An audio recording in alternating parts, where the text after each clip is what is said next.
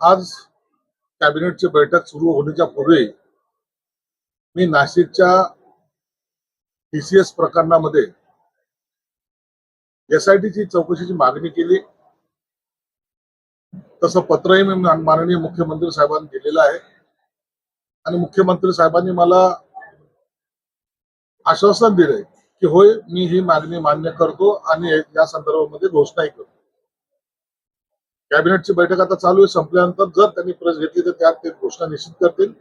परंतु माझ्या मागणीला त्यांनी सकारात्मक प्रतिसाद दिलेला आहे आणि ती यासाठी मी स्थापन करतो असं मला आश्वासन त्यांनी दिलेलं आहे. एक बार्टीचा लोणावळ्यामध्ये एक प्रशिक्षण शिबिर झालं अधिकाऱ्यांच्या बदल्यांनी कंत्राटा संदर्भात.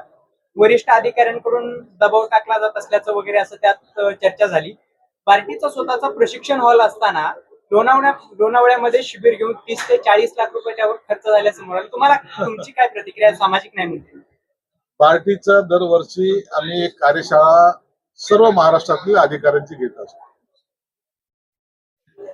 हे 2 दिवसाचं शिबिर यासाठी असतं की त्यांना त्या रुटीन कामापासून वेगळं विभक्त करून असलेल्या योजना, असलेल्या त्या संदर्भाची माहिती आणि असलेलं बजेट यावर कसं नियोजन करायचं या संदर्भामध्ये अनेक मान्यवर त्यांना मार्गदर्शन करण्यासाठी आम्ही बोलवत असतो.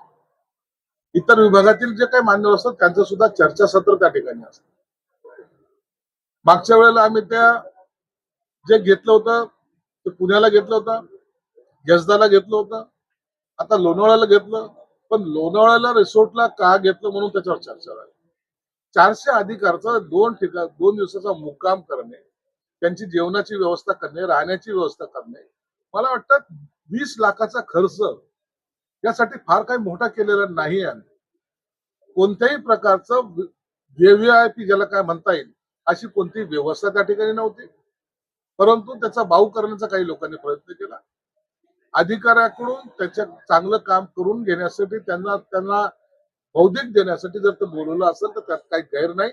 म्हणून मी या आरोपाला, ज्यांनी कुणी आरोप केले असेल त्याला एवढं काही महत्व देणार नाही.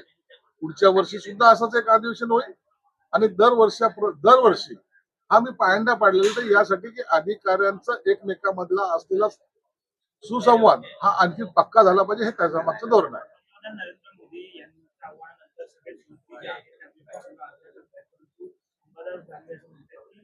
अनेक जण जे आहेत फाईट घेत आहेत, नाटकबाजी जी आहे. विरोधी पक्षाने काय बोलावं याला काही अर्थ नाही. नौटंकी करणार आहेत. आता उद्या उद्धव ठाकरे हे कोणत्या गाडीने जाणार एकदा पाहू तर द्यावं आम्हाला. पंतप्रधानांनी दिलेल्या आव्हानाला प्रतिसाद सकारात्मक प्रत्येकाने दिलाय, याचं अभिनंदन केलं पाहिजे. एका दिवसाची जरी बचत जरी धरली, एक दिवसाची, या देशातल्या 140 कोटी जनता त्यापैकी असलेले वाहनं आणि त्याच्यात एक दिवसाची जर बचत धरली, प्रत्येक गाडीला जर 1 लिटर जरी पेट्रोल वाचलं तर कित्येक हजारो लिटर पेट्रोल, लाखो लिटर पेट्रोल ची बचत होऊ शकते. हे एका पंतप्रधानांच्या आव्हानाला असलेला प्रतिसाद आहे. म्हणून असा सकारात्मक आपण याच्याकडे पाहिजे. युद्धाची पार्श्वभूमी असताना उद्याची येणारी टंचाई, उद्याचं येणारं संकट, त्याच्यासाठी पूर्वी जर आपण काही निर्णय घेतले त्याचा परिणाम काय होतो हे मुख्यमंत्री म्हणजे पंतप्रधानांनी त्याच्या दूरदृष्टीतून दाखवून दिलेलं आहे. वेगवेगळे येताना पाहायला मिळतं. असा एक माहिती की 2021 पाली चाकणकर यांनी एकत्र गोवावरती दौरा जो आहे केला. खरात प्रकरणामध्ये अनेक आणखीन पुरावे समोर येण्याची शक्यता आहे. 10 गुन्हे आता पण त्याच्यावर नोंद झालेले आहेत. एका गुन्ह्यापासून झालेली सुरुवात 10व्यावर आलेली आहे. हे गुन्हे आणखीन वाढण्याची शक्यता सुद्धा आहे. काही ठिकाणी पोलिसांना सुमोटो गुन्हे दाखल करून घ्यावे लागणार आहेत. कारण की जो फसलेला आहे, जो अडकलेला आहे, तो स्वतःहून फिर्यादी व्हायच्या मनस्थितीत काही ठिकाणी नाहीये. या सगळ्या बाबीचा विचार करून खरात प्रकरण हा गंभीरतेने सरकारने घेतलेला आहे आणि खरात आता जेलमधून बाहेर सुटणार नाही असं एकंदरीत परिस्थिती. सर, पंतप्रधान नरेंद्र मोदींनी इंधन बचतीचं आवाहन केले. तुमच्या देशामध्ये त्या विभागाच्या वसतिगृहामध्ये हजारो विद्यार्थी राहतात.